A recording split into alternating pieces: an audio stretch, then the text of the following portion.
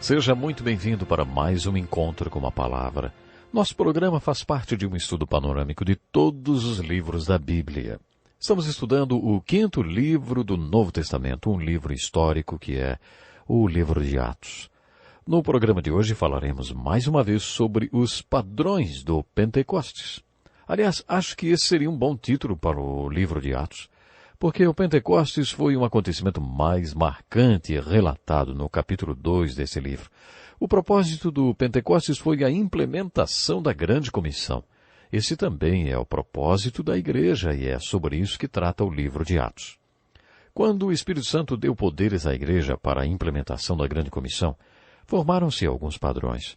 Hoje falaremos mais uma vez sobre eles. Um dos padrões estabelecidos no Pentecostes foi o preconceito gerado na primeira geração da igreja. Há vários tipos de preconceitos. Existe o preconceito religioso, o nacionalista, o racial, o social e tantos outros. Encontramos alguns exemplos de preconceitos no livro de Atos. Os personagens do livro de Atos foram pessoas com tantos preconceitos que é até difícil para nós de imaginarmos. Havia, por exemplo, o preconceito entre o judeu e o samaritano. Os samaritanos eram judeus que tinham se casado com estrangeiros, o que era proibido pela lei de Moisés. Muita gente ainda tem esse tipo de preconceito contra a miscigenação. Havia preconceito entre os judeus e os samaritanos que ocuparam as terras de Judá. Lendo o livro de Atos, percebemos que à medida que a igreja cresceu, houve muitos pentecostes e Samaria também teve o seu. Os primeiros cristãos eram judeus e tiveram que superar o seu preconceito natural contra os samaritanos quando foram pregar o evangelho para eles. No capítulo 10 podemos observar como Deus trabalhou essa questão do preconceito em Pedro enquanto Pedro estava tirando uma soneca num terraço. Ele teve uma visão. Ele viu um lenço amarrado pelos 4 cantos e no meio dele todo tipo de animais impuros. Uma voz lhe disse: "Levante-se, Pedro, mate e coma." Mas acontece que aqueles animais eram impuros e proibidos para os judeus e por isso Pedro respondeu: "De modo nenhum, Senhor, jamais comi algo impuro ou imundo." Pedro nunca tinha comido aquele tipo de animal. Foi assim que ele tinha sido ensinado. Isso aconteceu 3 vezes. Na terceira, a voz repetiu: "Não chame impuro, que Deus purificou." Depois disso, alguém bateu à porta. Eram gentios que haviam ficado sabendo que Pedro estava na casa de Simão, o curtidor de couro.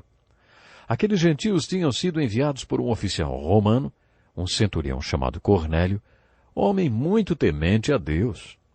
Os gentios contaram que, enquanto Cornélio orava, teve uma visão em que foi recomendado que buscasse na casa de Simão, o curtidor, o homem chamado Pedro, porque aquele tal Pedro diria a eles o que deveriam fazer para serem salvos. Pense um pouco em todo o preconceito envolvido nesse incidente. Cornélio, além de ser gentil, era um oficial romano, o que significava um inimigo de Pedro. Você não imagina como era grande o preconceito dos judeus em relação aos gentios. Eles se referiam aos não-judeus como cachorros, porque achavam que os não-judeus tinham a mesma consciência espiritual de um cachorro. Os judeus eram proibidos de entrar na casa de um não-judeu. E agora, aquelas pessoas estavam pedindo que Pedro fosse à casa de um não-judeu e ainda centurião romano, e dizer o que ele precisava fazer para ser salvo e conhecer o Deus vivo. Dá para entender por que Deus achou que Pedro precisava daquela visão. Ele tinha que ser convencido a entrar na casa daquele oficial romano e dizer o que ele deveria fazer para ser salvo. Como eu gosto dessa história, ela está relatada no capítulo 10 de Atos. Quando Pedro chega à casa de Cornélio, o centurião romano correu e se ajoelhou aos seus pés. Imagine aquele homem ajoelhado diante de Pedro. Pelos escritos originais, temos a ideia de que Pedro deu um empurrão no homem e falou: "Nunca mais faça isso. Eu sou homem igual a você." Pedro não aceitaria honras de Cornélio. Sabe, acho que nós entendemos muitas coisas do jeito errado. Talvez você já tenha ouvido sobre a estátua de Pedro em Roma. Essa estátua já teve seus pés beijados por tantas pessoas que o metal até gastou. Como você acha que Pedro se sentiria com isso, hein? Acho que ele não iria gostar nem um pouco, como ele não aceitou aquela reverência da parte de Cornélio. Ele deu um empurrão em Cornélio e disse: "Sou homem como você." Além da visão, o Espírito Santo também falou para Pedro ir com os servos de Cornélio e não fazer perguntas. Quando eles chegaram à casa do oficial, Cornélio tinha reunido todos os seus amigos e parentes, e aí contou sua história para Pedro.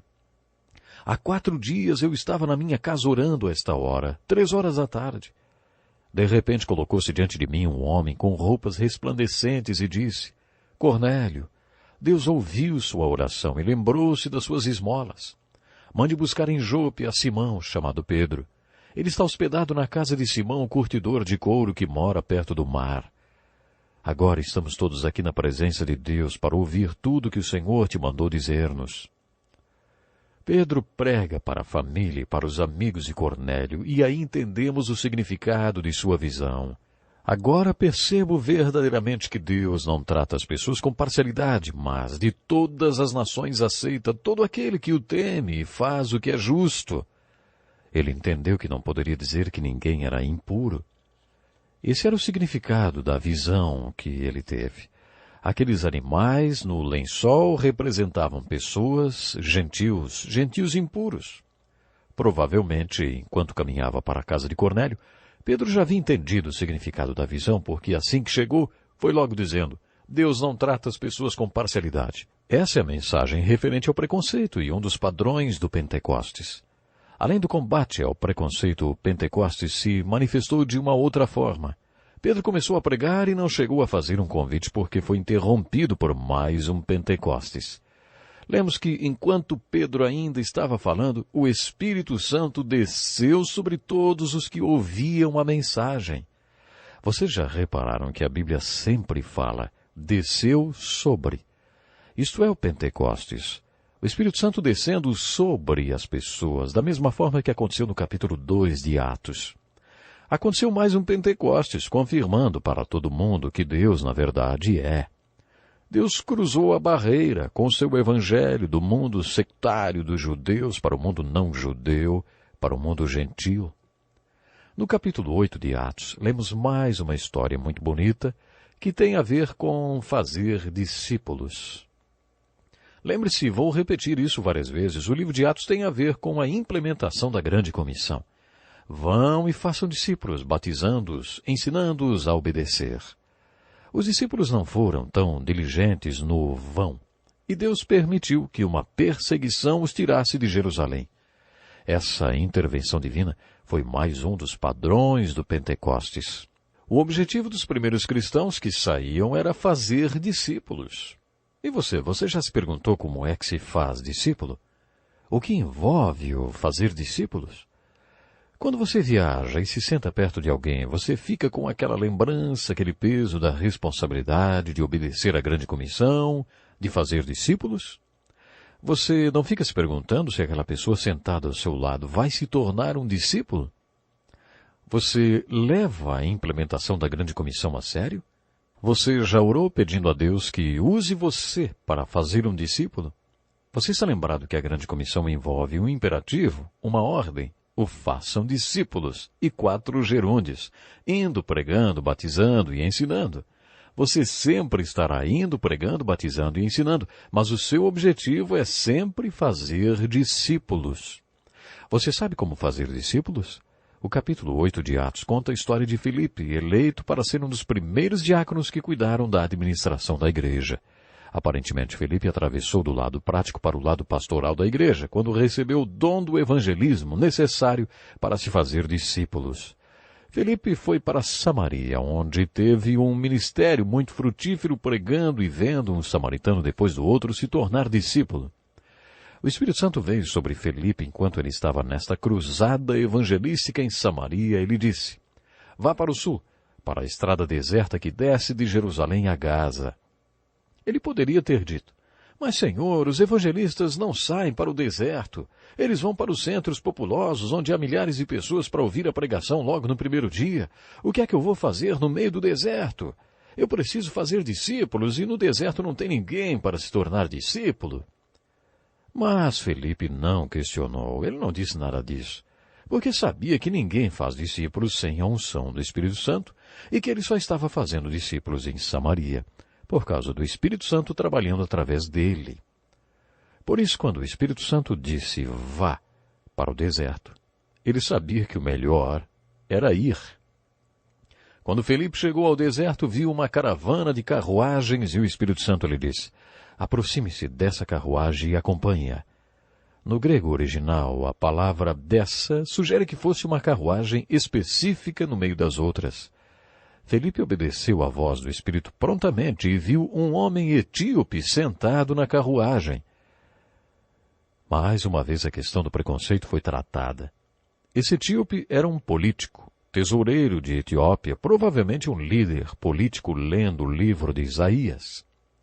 Talvez ele tivesse viajado por todo o caminho da Etiópia para Jerusalém em busca de algo que saciasse a sua fome espiritual. Talvez ele não tivesse encontrado nada além do livro de Isaías que estava lendo no caminho de volta. Ele já estava quase no fim do livro, no capítulo 53. Você que estudou o livro de Isaías conosco sabe que esse capítulo apresenta o Evangelho de Cristo. É nesse capítulo que encontramos a passagem: todos nós, tal qual ovelhas, nos desviamos e cada um de nós se voltou para o seu próprio caminho, e o Senhor fez cair sobre ele a iniquidade de todos nós. Felipe ouviu o etíope lendo essa passagem e perguntou: o senhor entende o que está lendo? E o etíope respondeu: como posso entender se alguém não me explicar? Aí então Felipe subiu na carruagem e começou a ler as Escrituras com ele. O etíope perguntou: de quem o profeta está falando? De si próprio ou de outro? Lemos que aí Felipe, com o dom do evangelismo, falou de Jesus e do Evangelho para aquele homem até que ele tomasse uma decisão. Fazer discípulos envolve levar as pessoas a tomarem uma decisão. Depois que alguém ouve o Evangelho, vem a pergunta: você crê ou não no Evangelho? Você quer ou não comprometer-se com esse Evangelho? A pregação de Filipe levou aquele homem a tomar uma decisão e nos mostrou como fazer discípulos, e também qual é o propósito e o significado do batismo nas águas. As opiniões a respeito do batismo são várias. Uns batizam por imersão, outros por aspersão. Uns se ajoelham 3 vezes dentro da água, outros inclinam-se para trás. Francamente, eu não dou muita importância à forma do batismo. O importante é o significado do batismo. Por isso, sem se importar com a maneira como você foi batizado, o que ele significa para você, hein? Creio que Felipe nos ensinou como devemos concluir a pregação do Evangelho. Será que é fazendo com que todos fechem os olhos sem olhar? E aí aqueles que creem em Cristo levantam a mão? Não é bem isso que está na Bíblia. Nenhum pregador mandava os novos convertidos irem à frente. Billy Graham sempre fez desse jeito e milhares se converteram dessa forma. Mas a Bíblia não nos manda fazer isso. E, de acordo com a Bíblia, como levamos a pregação a um veredito? Creio que a Igreja do Novo Testamento e a Grande Comissão respondem essa pergunta com o batismo. Façam discípulos, batizando-os. Acho que o mundo entende o significado do batismo melhor do que nós. Se você vivesse num país hostil ao Evangelho e depois de participar de estudos bíblicos e de se reunir com outros cristãos, provavelmente seria encarado como um suspeito e colocado sob vigilância. Mas só depois de ser batizado é que a sociedade o puniria, tirando seu emprego, sua liberdade e talvez até a sua vida. Na minha opinião, quando você é batizado, está dizendo: se você vai atirar em todos os cristãos, atire em mim também. O batismo é um testemunho, uma profissão, uma declaração de uma convicção interior. Parece que Felipe mencionou o batismo porque o etíope disse: olha aqui a água, o que me impede de ser batizado, hein? E Felipe respondeu: você pode, se crê de todo o coração. Quais são os pré-requisitos para ser batizado? Quando o etíope perguntou o que me impede de ser batizado, Felipe respondeu: você pode, se crê de todo o coração. Chamamos isso de batismo de fé. Se você considerar o casamento, noivado, poderá entender melhor. Quando um homem pede uma mulher em casamento e ela aceita, firma-se um compromisso entre eles. Depois de distribuir os convites e fazerem todos os anúncios, eles se casam. A cerimônia é um anúncio público de uma decisão que eles já tinham tomado juntos, só os dois. A salvação acontece no momento em que você coloca sua fé e confiança em Jesus Cristo, quando você compromete seu coração e sua vida com Jesus Cristo e pede que Ele seja seu Salvador e Senhor. É nesse momento que você deslumbra, vê o reino de Deus e entra nele. Isso é muito importante e acontece só entre você e Deus. Para mim, o batismo é como se fosse a cerimônia de casamento. Quando você convida os amigos e diante de todos diz: se você vai atirar nos cristãos, então atire em mim, porque eu me identifico com Jesus Cristo. Os adeptos do batismo por imersão dizem que esse batismo é uma figura da sua fé na morte de Cristo. E a saída da água ilustra sua fé na ressurreição de Jesus. O batismo é sua identificação com Jesus Cristo, com sua morte e com a ressurreição. O importante é que o batismo é a forma descrita na Bíblia para você professar publicamente sua fé em Jesus Cristo. Para uma pessoa que vem de uma outra religião, fica fácil de entender o batismo. Conheço um pastor que pregou o Evangelho para um judeu e ele começou a frequentar sua igreja e todos os estudos bíblicos que fazia.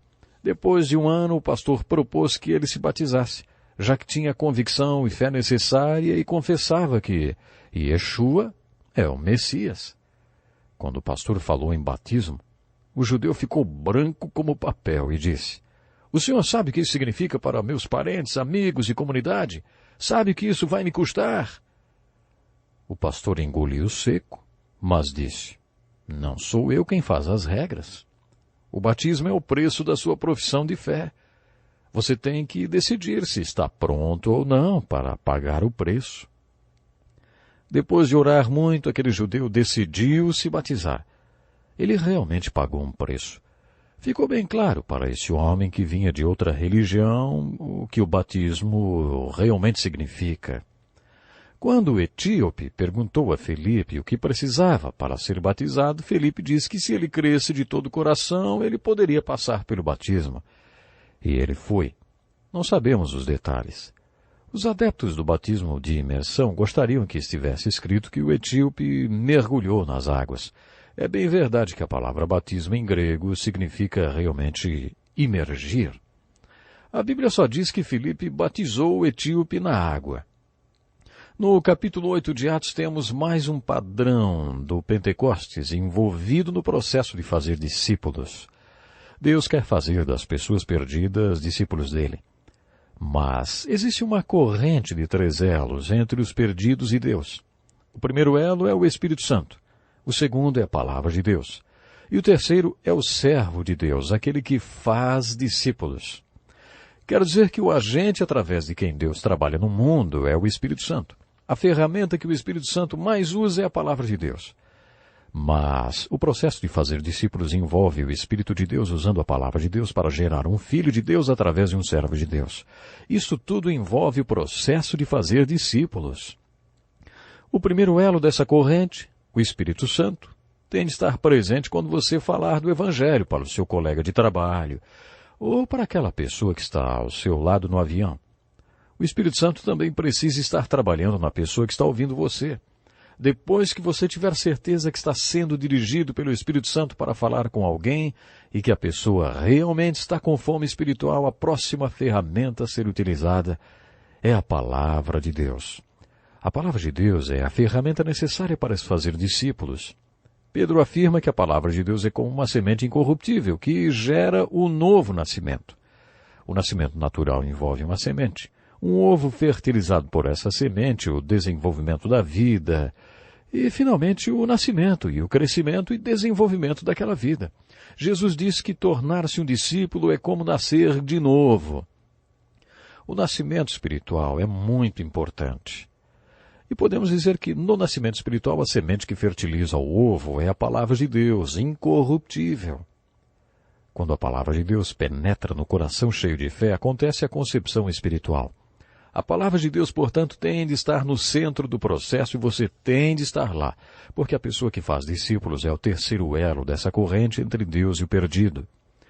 Você consegue identificar esses 3 elos na história de Felipe e do político etíope? O Espírito Santo orientou Felipe a sair de Samaria e ir para o deserto. Depois o Espírito Santo o guiou a uma carruagem específica. Existem evidências de que o Espírito Santo estava trabalhando na vida daquele etíope? Claro que sim. Por que você acha que ele viajou lá da Etiópia para Jerusalém, hein? Ele teve interesse pelas coisas espirituais. Ele estava lendo Isaías 53 e Felipe começou com as Escrituras. Felipe perguntou: o senhor entende o que está lendo? E o homem respondeu com uma pergunta: como posso entender se alguém não me explicar? Isso é um grande desafio para nós, porque nos mostra que mesmo com o Espírito Santo, a pessoa perdida ainda precisa que o servo de Deus o ajude a entender a palavra de Deus.